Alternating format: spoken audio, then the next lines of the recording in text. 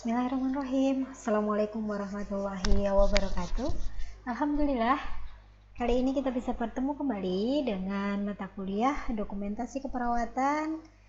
Topik bahasan kita pada kesempatan kali ini adalah lanjutan dari perumusan diagnosis keperawatan dari pertemuan kita yang sebelumnya.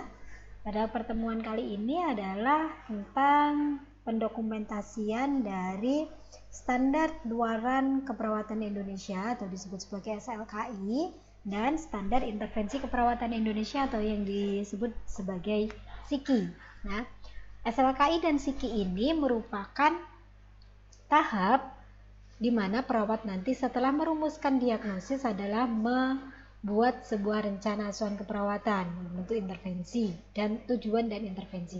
Nah, kita akan membahas seperti apa penggunaan SLKI dan SIKI serta dokumentasinya. Oke, ini bahasan yang kita akan bahas dalam beberapa waktu ke depan adalah yang pertama tentang latar belakang, definisi dan tujuan penyusunan SLKI, kemudian sistem klasifikasi SLKI, penetapan luaran keperawatan, ya, jenis komponen luaran keperawatan dan intervensi keperawatan, penerapan luaran dan intervensi keperawatan. Oke, berikutnya saya jelaskan dulu latar belakangnya. Kenapa kemudian harus menggunakan SLKI ataupun SIKI, gitu ya. Yang pertama, seperti yang kita ketahui bahwa standar asuhan keperawatan atau SHK gitu memiliki 3 komponen utama. Yang pertama tentang diagnosis keperawatan, yang kedua intervensi keperawatan, yang ketiga adalah luaran atau outcome dari keperawatan. Nah, 3 hal ini akan beriringan pada saat kita menetapkan sebuah standar asuhan keperawatan. PPNI sebagai organisasi profesi perawat telah menerbitkan SDKI dan kemudian standar intervensi keperawatan dan juga standar luaran keperawatan Indonesia yang dikenal sebagai SLKI. Nah, kita ulang kembali di mana letaknya dari SLKI ataupun SIKI nantinya, ya. Jadi di tahap awal pada saat proses keperawatan setelah ada mengkaji kemudian didokumentasikan, ya, kemudian merumuskan diagnosis dengan acuannya adalah dari SDKI. Kemudian tahap ketiga adalah menyusun rencana. Nah, di dalam perencanaan ini akan ada tujuan atau luaran yang dikenal dengan SLKI dan kemudian intervensi keperawatan atau kemudian SIKI, ya, dan akan mengikuti alur berikutnya. Nah, oke.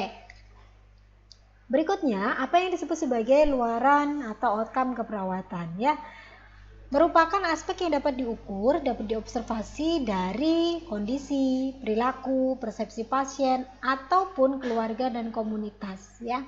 Kemudian luaran keperawatan ini menunjukkan status diagnosis keperawatan setelah dilakukan intervensi keperawatan. Nanti harapannya dari luaran itu akan nampak status diagnosis dari pasien itu akhirnya seperti apa setelah dilakukan intervensi, gitu ya. Kemudian hasil akhir intervensi keperawatan yang terdiri dari indikator-indikator atau kriteria hasil pemulihan masalah ini menurut ICN 2009. Tujuan dari penyusunan SLKI menjadi acuan penentuan luaran outcome keperawatan. Jadi akan ada standarisasi. Kemudian mengarahkan intervensi keperawatan yang akan digunakan meningkatkan efektivitas asuhan keperawatan. Tujuan berikutnya mengukur pencapaian level keberhasilan dari intervensi keperawatan dan yang terakhir adalah meningkatkan mutu asuhan keperawatan. Jadi nanti yang merasakan dari adanya luaran itu adalah salah satunya juga asuhan keperawatannya kualitasnya akan meningkat atau bermutu. Ya, sistem klasifikasi dari SLKI mengikuti klasifikasi di SDKI juga, ya, diagnosis keperawatan menggunakan International Classification of Nursing Practice Diagnosis Classification atau DUNUS Moorhouse Diagnostic Division of Nursing Diagnosis. Ya, ini acuan yang digunakan untuk sistem klasifikasinya. Nah, standar asuhan yang dikeluarkan oleh PPNI, nah ini meliputi apa saja nantinya, ya.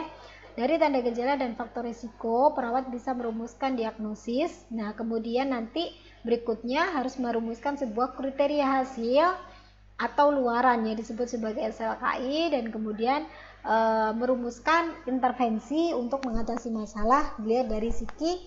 Dengan Psiki ini komponennya ada OTEK ya, OTEK ya, observasi, terapeutik, edukasi, dan kolaborasi. Sehingga 3 hal ini disebut sebagai 3S.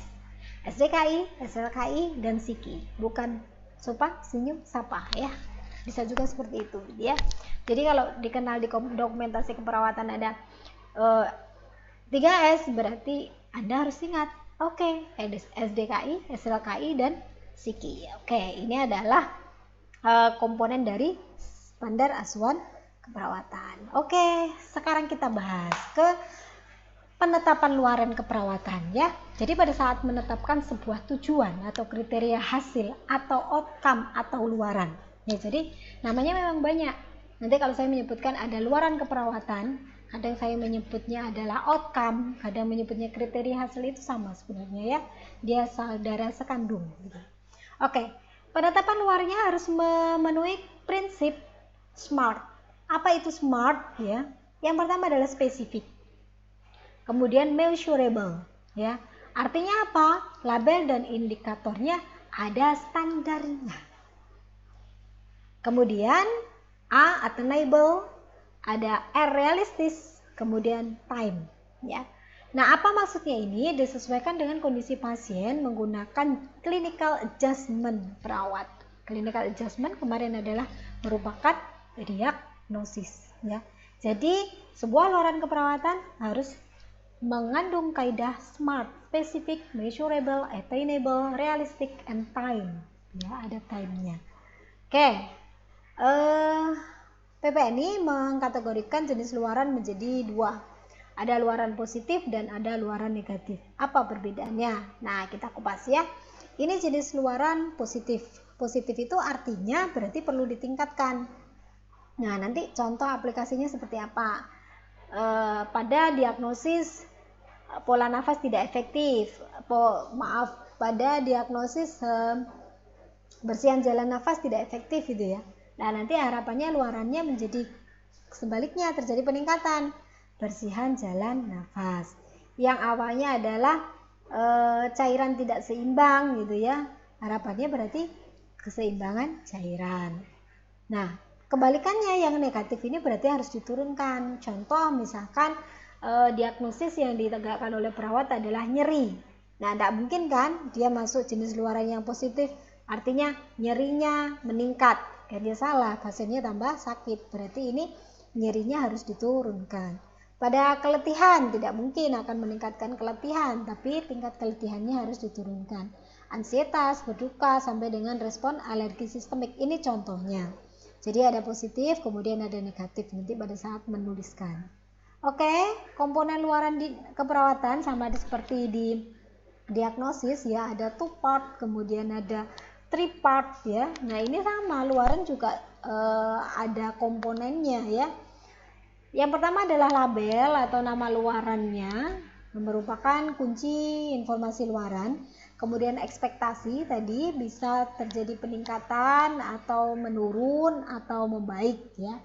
Kemudian ada kriteria hasil, nanti berisi tentang karakteristik pasien yang dapat diamati atau diukur, dijadikan sebagai dasar pada saat menetapkan hasil intervensi. Kemudian ada scoringnya ya. Ada scoringnya pada saat kita menggunakan dokumentasi CND ya, yang computerized nursing diagnosis documentation ya. Jadi ada label, ada ekspektasi, ada kriteria hasil. Nah, pada ekspektasi tadi kan saya menyinggung ada meningkat, menurun, atau membaik. Artinya meningkat berarti bertambah baik dalam ukuran, jumlah, atau derajat atau tingkatan. Contohnya apa? Tadi bersihan jalan nafas, bisa curah jantung, perawatan dirinya meningkat. Kalau yang menurun tadi mulai dari nyeri, tingkat keletihan, kecemasan gitu ya. Yang membaik artinya adalah menimbulkan efek yang lebih baik. Nah, contohnya pada eliminasi fekalnya akan membaik, fungsi seksualnya membaik, identitasnya membaik, sampai dengan penampilan perannya juga membaik. Oke, nanti untuk kriteria hasilnya itu kan saya menyampaikan tadi ada scoring ya. Jadi kalau misalkan ada skala 1 sampai dengan 5, nanti kalau misalkan dia ini bisa kita memberikan scoringnya seperti ini. Pada saat menurun skornya 1, kemudian cukup menurun skornya 2, sedang 3, cukup meningkat menjadi 4, meningkat 5 gitu ya. Nah ini contohnya penggunaan scoringnya. Oke, nah sekarang cara menerapkannya bagaimana? Cara menulis luaran keperawatan ya. Jadi yang pertama nanti cara menulis luaran itu adalah redaksinya bisa seperti ini. Setelah dilakukan intervensi keperawatan, ini kan sudah mengandung, tadi kan ada smart ya, spesifik ya. Intervensi keperawatan berarti tindakannya spesifik. Selama ini ada time-nya, ada tenggat waktunya, berapa lama? Tergantung dengan diagnosisnya pasien ya. Kemudian tergantung dengan kriteria nanti yang akan kita capai. Oke, saya lanjutkan dulu. Selama ini nanti isinya adalah time, maka dituliskan label dari SLKI-nya, kemudian ekspektasinya tadi membaik, menurun, atau kemudian meningkat, terus disambung dengan kriteria hasil. Nah, indikatornya ditulis. Bu, caranya gimana sih nulisnya? Saya masih belum punya gambaran. Nah, ini tenang. Contohnya begini ya. Contoh nih. Setelah dilakukan intervensi selama 3 jam, maka, nah ini yang disebut label. Bersihan jalan nafas, ekspektasinya meningkat. Dengan kriteria hasil, kriteria pertama batuk efektif meningkat, produksi sputum menurun, mengi menurun, frekuensi nafasnya 12-20 kali per menit. Ini komponen penulisan dari luaran keperawatan. Oke, kita coba lagi ya. Kalau yang menggunakan berbasis komputer, berarti pakai scoring. Tadi isinya sama, redaksinya pada saat di sini. Setelah dilakukan intervensi keperawatan selama 3 jam, maka bersihan jalan nafas meningkat dengan kriteria hasil. Karena tadi meningkat tuh harapannya skornya semakin besar, berarti semakin meningkat, semakin baik. Batuk efektif skornya 5, produksi sputum 5, mengi 5, frekuensi nafasnya 5. Itu maksudnya ya. Oke, nah ini contohnya kalau kita lihat dari buku SLKI nanti yang disebut ini coding ya, kodenya, kode panggilnya, kemudian ini adalah label luarannya, kemudian ada definisi, kemudian ada ekspektasi, nah ini ada kriteria hasil dan ini scoringnya ya. Ini tadi yang disebutkan, produk dia dari batuk efektif, produksi sputum, mengi ya, bising, skornya adalah harapannya seperti ini. Oke, kita lanjutkan dulu. Nah, bagaimana SDKI dan SLKI di linkage ya, atau ditautkan ya. Nah, tautan ini sebenarnya tidak dimaksudkan untuk menggantikan clinical judgment, tetapi ini didasarkan dengan penilaian klinis dengan mempertimbangkan kondisi pasien, kemudian keluarga, kelompok atau komunitas. Jadi nanti di dalam satu diagnosis itu bisa memiliki lebih dari satu luaran seandainya memang diperlukan ya. Jadi bisa saja satu diagnosis tapi luarannya lebih dari satu. Oke, contohnya ya nanti tautannya seperti apa. Jadi ini adalah diagnosisnya, bersihan jalan nafas tidak efektif. Nah, luaran utamanya ini ada bersihan jalan nafas. Tadi saya sebelumnya sudah mengupas bahwa boleh memiliki luaran lebih dari satu. Satu diagnosis boleh memiliki luaran lebih satu. Karena di SLKI juga ditawarkan ada luaran tambahan. Boleh ini nanti lihat dari kondisi klinis pasien, dari clinical assessment tadi. Kontrol gejala, pertukaran gas, ini bisa Anda pilih. Gitu ya. Dari hasil pengkajian kan paling tidak ada sudah punya gambaran kondisi pasiennya. Oke, diagnosis kedua misalkan defisit nutrisi. Luaran utamanya adalah status nutrisi. Boleh Anda menggunakan luaran tambahan, berat badan, eliminasi fekal, dan seterusnya. Ini boleh ya, caranya menautkan SDKI dengan SLKI. Nah, ini akan kita coba nih. kita mencoba mengaplikasikan ya. Contoh ini begini. Pasien anak A MRS dengan diagnosis medis bronkopneumonia. Setelah perawat melakukan pengkajian, didapatkan data batuk tidak efektif. Ada sputum, suara nafas ronki, adanya dyspnea, pasien gelisah, frekuensi nafasnya berubah, dan pola nafas tidak teratur. Nah, bagaimana kalau kita menemukan hasil asesmen seperti ini? Cara merumuskan luaran keperawatannya. Oke, dari data ini kita bisa merumuskan ya bahwa diagnosis keperawatannya adalah bersihan jalan nafas tidak efektif. Nah, labelnya berarti nanti bunyinya seperti ini SLKI-nya. Setelah dilakukan tindakan keperawatan selama 3 jam, maka bersihan jalan nafas ada ekspektasinya meningkat. Kriteria hasilnya dilihat dari batuk efektif, produksi sputum, ronki, sesak, dan seterusnya. Jadi nanti pada saat ini diagnosisnya ya, jadi nanti urutannya seperti itu pada saat merumuskan. Oke, nah ini adalah klasifikasi intervensi keperawatan dari 5 kategori dan 14 subkategori. Ini sama seperti di SDKI ya, mulai dari fisiologis, perilaku, psikologis, relasional, dan lingkungan. Oke, nah komponen dari intervensi keperawatan atau psiki ini ada label, ada definisi, kemudian ada tindakan ya. Kita sudah beranjak ini dari SLKI ke psiki. Ada 18 deskriptor dari intervensi, ada dukungan, edukasi, kolaborasi, konseling, konsultasi, latihan, manajemen, pemantauan, dan pemberian. Ini deskriptornya. Nah, ini maksudnya dukungan itu seperti apa nanti kalimatnya? Memfasilitasi, memudahkan. Edukasi itu kalimatnya bunyinya mengajarkan, memberikan informasi. Kolaborasi itu kalimatnya bisa melakukan kerjasama atau interaksi, dan seterusnya ya. Ini sampai dengan manajemen itu mengidentifikasi atau mengelola. Pemberian itu adalah menyiapkan atau memberikan. Nah, ini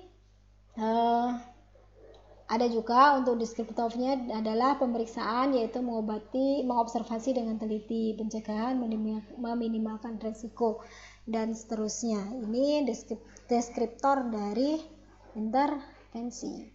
Nah, definisinya ada 4 jenis. Tadi yang sempat saya kupas di awal, ada tindakan observasi, ada tindakan terapeutik, ada tindakan edukasi, dan ada tindakan kolaboratif. Ada OTEK. Ya, oke. Apakah semuanya harus ada di dalam sebuah intervensi? Melihat dari hasil pengkajian juga kita ya. Apakah kemudian keempat-empatnya harus dilakukan atau diberikan? Oke. Nah, ini contohnya ya. Kalau tadi di luarannya, nah sekarang ke psikinya, intervensinya. Sama kasusnya adalah bersihan jalan nafas tidak efektif. Nah, intervensi keperawatannya menuliskannya bagaimana? Nah, ini bersihan jalan nafas tidak efektif, luarannya tadi setelah dilakukan tindakan keperawatan selama 3 jam dan seterusnya. Nah, intervensinya nanti dilihat ada 2 level, yaitu intervensi utama dan intervensi penunjang. Apa itu intervensi pertama?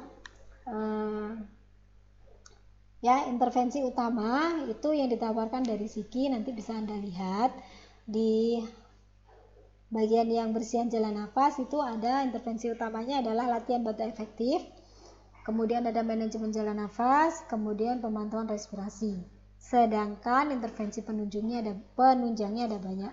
Ada dukungan kepatuhan, edukasi fisioterapi, edukasi pengukuran, fisioterapi, seterusnya sampai dengan manajemen isolasi. Jadi apakah kemudian nanti intervensi itu boleh hanya intervensi utama? Bisa saja. Bolehkah ditambahkan dengan intervensi penunjang? Juga boleh ya. Nah, ini contohnya bagaimana kemudian penulisannya ya untuk intervensi penunjangnya. Oke, nah ini penulisannya tadi ya. Untuk intervensi utama, saya jelaskan dulu untuk intervensi yang utama. Jadi contohnya adalah latihan batuk efektif. Kan ada 3 intervensi utamanya, latihan batuk efektif, manajemen jalan nafas, dan pemantauan respirasi. Saya berikan contoh 1. Intervensi utama yang latihan batuk efektif. Tadi kan ada 4 ya definisinya, ada O, T, E, K. Kita lihat dari O-nya dulu. Di Psiki itu bisa O-nya adalah identifikasi kemampuan batuk, monitor adanya retensi atau sputum, monitor tanda dan gejala infeksi saluran nafas, monitor input dan output cairan. Kemudian T-nya, terapeutiknya, yaitu merupakan tindakan keperawatannya adalah atur posisi semipolar ya, pasang perlak dan bengkok di bangkuan pasien, buang sekret pada tempat atau pada sputum. Nah, E komponen edukasinya jelaskan tujuan dan prosedur. Anjurkan tarik nafas panjang, ya, anjurkan mengulang tarik nafas panjang, anjurkan batuk. Nah, kolaborasinya memberikan mukolitik atau ekspektoran. Nah, ini kolaborasi dengan siapa? Berarti dengan tim medis. Kalau kita lihat di sini, lihat ya, kalimat yang digunakan adalah bukan jadi bukan menjelaskan tetapi menjelaskan. Berbeda dengan kalimat yang ada di implementasi. Oke. Ya. Berikutnya ya, ini contohnya untuk yang manajemen jalan nafas. Jadi tadi untuk yang batuk efektif, ini intervensi yang kedua, manajemen jalan nafas. O-nya adalah monitor pola nafas ya, kemudian monitor bunyi nafas. Terapeutiknya bisa dituliskan seperti ini ya. Intinya begini, dalam satu diagnosis bisa kita menggunakan 2 luaran ya, bisa menggunakan 2 SLKI, juga bisa menggunakan Psiki itu labelnya lebih dari 1, melihat kondisi pasien. Karena ibaratnya begini, saat Anda menyusun rencana itu seideal mungkin, maka itu akan sangat mempengaruhi keberhasilan dari tindakan keperawatan yang kita berikan. Kalau kita membuat rencana itu adalah sangat minimalis ya, nah ibaratnya Anda membuat rencana kok minimalis, nah nanti kalau seandainya ternyata dievaluasi dan tidak berhasil, nah kita tidak mempunyai rencana cadangan, berarti ya kalau misalkan Anda evaluasi ternyata masalah pasien belum teratasi, kan penyebabnya apa? Ya mungkin karena intervensi kita belum tepat ya, jadi rencana yang kita susun belum tepat, contohnya seperti itu ya. Oke, itu mungkin yang bisa saya sampaikan terkait dengan penerapan dari penulisan, luaran, dan intervensi keperawatan. Semoga informasi yang saya sampaikan bisa menambah wawasan kalian tentang menulis dari SLKI ataupun SDKI. Oke, terima kasih. Saya akhiri, wabillahi taufiq wal hidayah. Assalamualaikum warahmatullahi wabarakatuh.